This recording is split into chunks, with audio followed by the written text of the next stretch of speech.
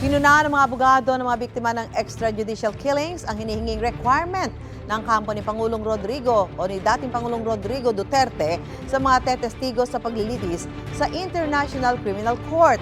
Sa dokumento kasi isinumite ng defense team, hinihiling nila sa mga ICC judge na limitahan lang sa national ID card at passport ang proof of identity na pwedeng isumite ng witness.